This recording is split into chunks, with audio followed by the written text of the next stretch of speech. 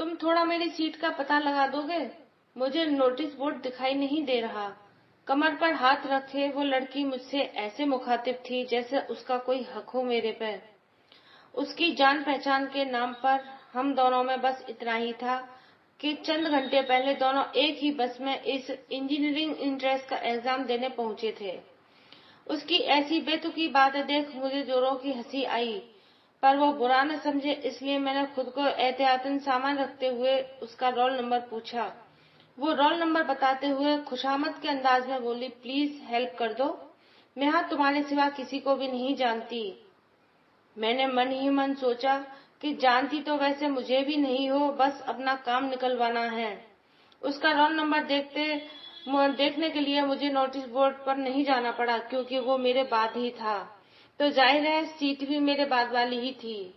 Exam से निकलने के बाद 2 घंटे की बातचीत में मुझे पता लगा कि जितनी क्यूट वो दिखती है उससे ज्यादा क्यूट उसकी जनरल नॉलेज है। एग्जाम देके वापस लौटा तो दिलो दिमाग में वही छाई हुई थी। हल्के से मेकअप और कंधे तक बाल वाली वो लड़की हमेशा मेरे आंखों के आगे रहती। जिस गाने को सुनता वही गाना उस पर फिट बैठने लगता। उसकी बेवकूफियत भरी बातों की यादें मेरी सारी बोरियत दूर कर देती।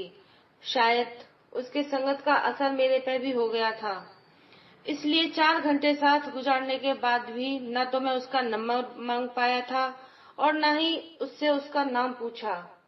अब ये हाल था कि रोज उसका चेहरा देखकर अनुमान लगाता कि उसका नाम क्या हो सकता है। फेसबुक पर सर्च करता, मगर रिजल्ट के रूप में फेसबुक सर्च बॉक्स से निकलता तो सिर्फ अफसोस। बस एक ही उम्मीद बची थी, मिलने की, जब हम दोनों एक ही बस में काउंसलिंग के लिए जाना था। एक दिन वो मौका भी आ गया। कंधे पे बैग लटकाए और कान में ब्लूटूथ लगाए जब मैं बस में चढ़ा तो वह आगे दूसरे नंबर की सीट पर बैठी हुई थी। मैंने ठहरकर उससे एक भरपूर निगाह डाली। खुले बालों और नाक में सोने की बाली पहने हुए आज दिल में उतर जाने की हद तक खूबसूरत लग रही थी। उससे नजरें मिली तो मुस्कुरा के मैं पीछे की सीट की तरफ बढ़ने लगा। तभी उसने आवाज दी, अरे तुम्हारे लिए ही तो ये सीट रखी है, और अपने बगल में खाली पड़ी सीट की तरफ इशारा किया। ऐसा लगा मैंने आज तक जितने भी पुण्य वाला चेक भगवान के यहाँ डाले थे सब के सब भगवान जी ने क्लियर कर दिए हों। धन की कथाओं में मैंने सुना था कि अगर कोई गलती से भी किसी व्रत को भूखा रह जाए तो उसका फल उसे जरूर मिलता है। पिछला मंगल भूखा ही निकल गया था, शायद उसी का फल था ये। मैं अपने चेहरे पर हल्के से नापसंदी के भाव लाए और जाकर उसके पास बैठ गया ताकि उसे लगे कि मैं उस पर बैठकर एहसान कर रहा हूँ। बस जब चलने लगी तो कुछ देर इधर उधर बात करने के बाद उसने अचानक ही मुझसे पूछ लिया, क्या इतने दिनों से तुम मुझे याद कर रहे थे?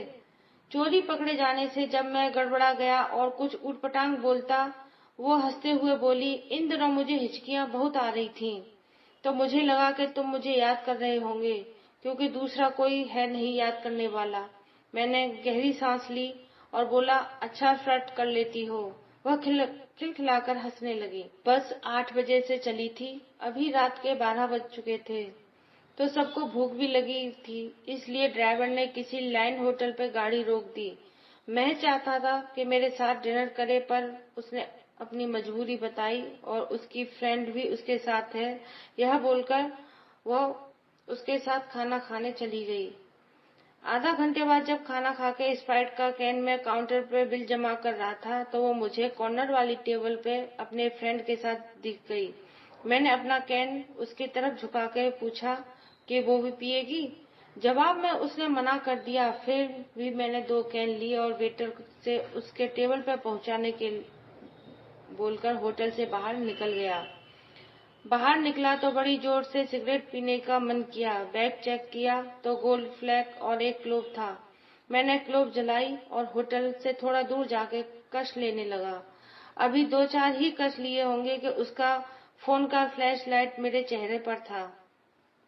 ऐसे तो मैंने उसके ड्रेस के हल्के से झलक से ही उसे पहचान लिया था। फिर भी मैंने पूछा, कौन हो? जवाब में कुछ बोलने के बजाय फ्लैश जलाई रही। फिर कुछ देर बाद मैं खुद ही बोली, अच्छा बच्चे सिगरेट नहीं पीते?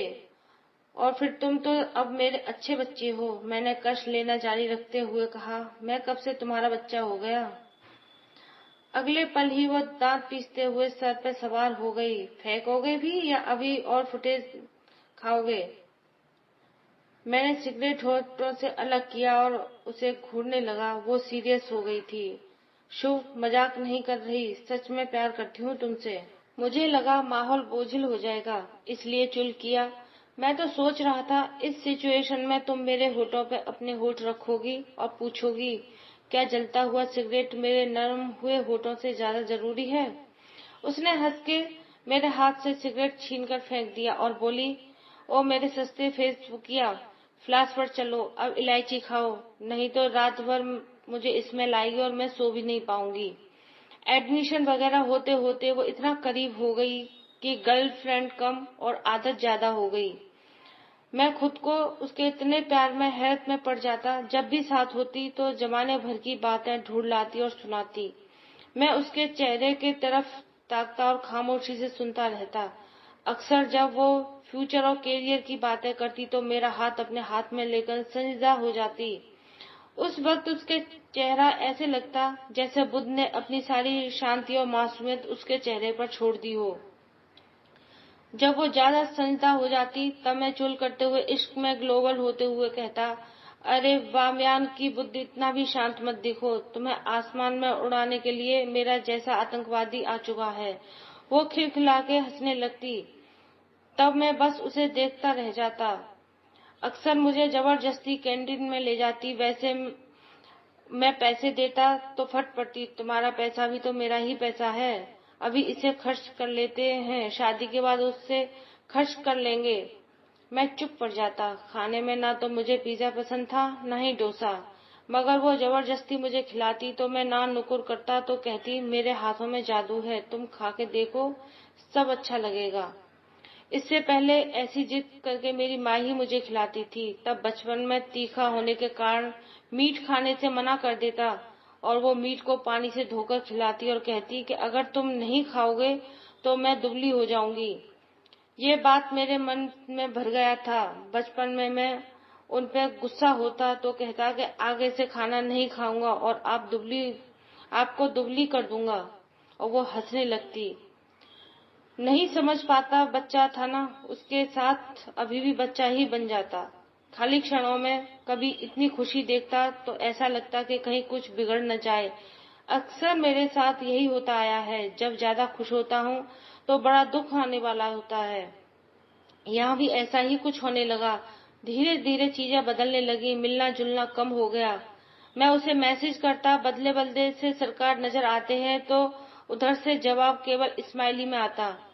इसी बीच दशहरे की छुट्टी हो गई। मैं घर आ गया। यहाँ आकर उससे फोन पे बात कर पाना मुश्किल होता था।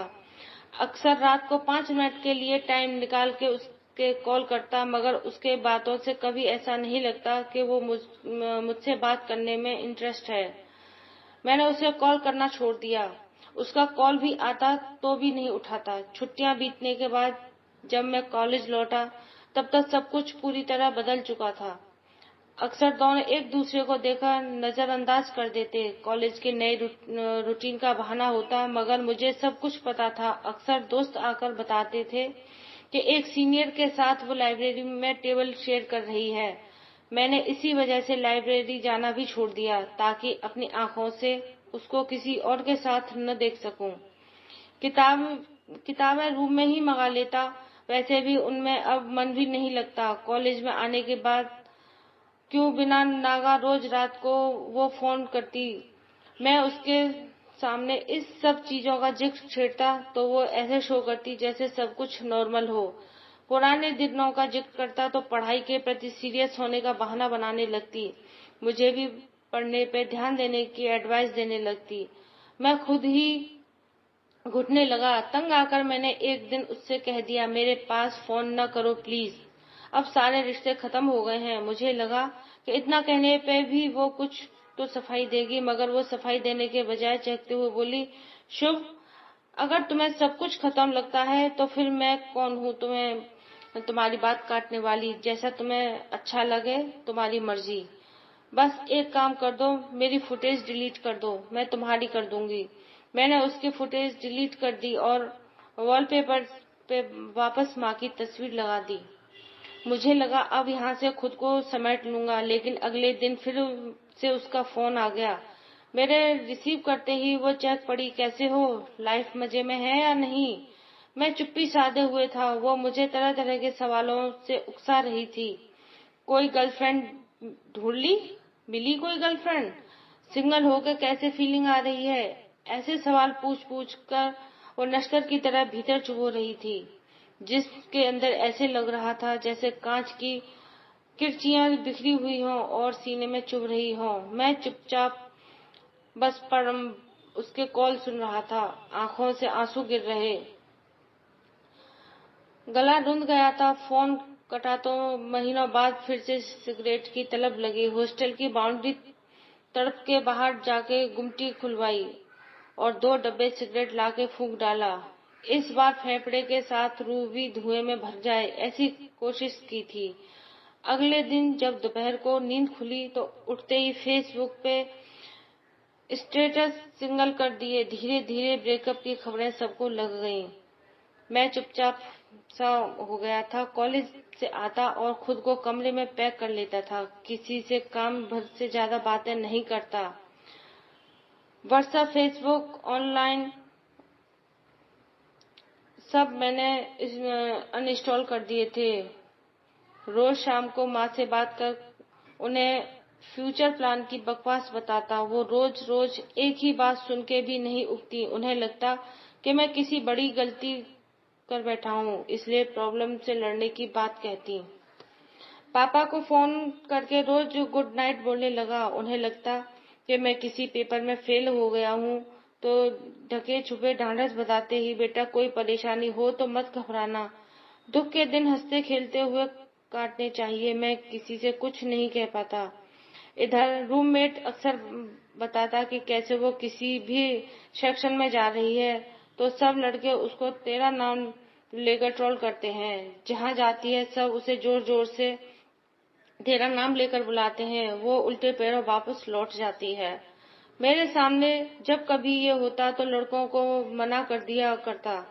सिगरेट के धुएं में उसे भुलाने की कोशिश करता। धीरे धीरे साल बीता तो सब कुछ नॉर्मल होने लगा। ब्रेकअप का दर्द मिट चला। हालांकि वो कहीं दिख जाती तो मैं नजर फेर लेता। अपने अच्छे एकेडमिक और बिहेवियर के कारण मैं कॉलेज के डिसिप्लिन कमेटी में रिप्रेजेंटेटिव ऑफ स्टूडेंट चुन लिया गया था। एक दिन रात को सिगरेट जला के जैसे ही मैंने बुक खोला कि गार्ड ने आके बताया कि अर्जेंट है, डीन सर बुला रहे हैं। भागते हुए जब मैं डीन ऑफिस पहुंचा तो देखा कि वो उसी सीनियर लड़के के पास खड़ी थी। अंदर पता चला कि वो 3 महीने से प्रेग्नेंट है। आज जब उसने लड़के से किसी बात पे झगड़ा कर लिया तो उसने उसे जोर से मार दिया था। वो बेहोश हो गई थी। सर चाहते थे कि दोनों कॉलेज से निकाल दिए जाएं। मेरे से बस वो स्टूडेंट के रिएक्शन के बारे में जानना चाहते थे। मैंने पूरे 1 साल बाद उसके तरफ आंख उठाकर पहली बार देखा। आंखों के बगल में काला धब्बा साफ नजर आ रहा था। मेरा कलेजा मुंह को आ गया। कभी यही आंखें थी जो मेरे आंखों से चाह कर भी ओझल नहीं होती थी। मैंने डीन सर को बताया कि यह लड़का तो पहले से ही आवारा है और कोई कुछ नहीं बोलेगा, लड़की का अबॉर्शन करवा दो। सर मुतमईन नहीं थे। उनका कहना था, इसके लाइफ की गारंटी कौन लेगा और पैसे कौन देगा, माँ बाप जानेंगे तो ऐसे ही छोड़ देंगे। मैंने उनसे प्रॉमिस किया कि सर सब कुछ मैं कर लूंगा। वो फिर भी नहीं मान रहे थे। मैं अपने सारे ओरिजिनल डॉक्यूमेंट्स उनके टेबल पर पटक आया कि अगर लड़की की जान को कुछ हुआ तो सारी रिस्पॉन्सिबिलिटी मेरी रहेगी। सर मान गए। रूम आके अपना एटीएम और वॉलेट खंगाला तो 2000 रुपए पड़े हुए थे। कुछ सूझ नहीं रहा था। माँ ने मेरे बर्थडे पर एक गोल्ड रिंग दिया था, उसे गिरवी रखकर कुछ पैसे जुटाए, कुछ दोस्तों से उधार लेके उसका अबॉर्शन करवाया और उसको हॉस्टल छोड़ आया। सर से रिक्वेस्ट करके उसके ना निकलने का लेटर भी दे करके आया। 5-6 दिन की दौड़ धूप के बाद जब मैं बैठा तो उसका एक व्हाट्सएप मैसेज आया। ओपन किया तो उसमें मेरे फेसबुक डीपी के साथ अपनी कोलाज बना के नीचे कैप्शन डाला हुआ था, आई एम सॉरी शुभ। मैं बहक गई थी। तुम्हारा प्यार इतना ज्यादा था, मैं संभाल नहीं पाई। अब तुम्हारी राधा बनके जीवन गुजार लूंगी। थोड़ी देर सोचने के बाद मैंने फक ऑफ विच लिखा और सेंड कर दिया। मैं खुद को दोबारा इश्क की गलतफहमी में डालना नहीं चाहता था।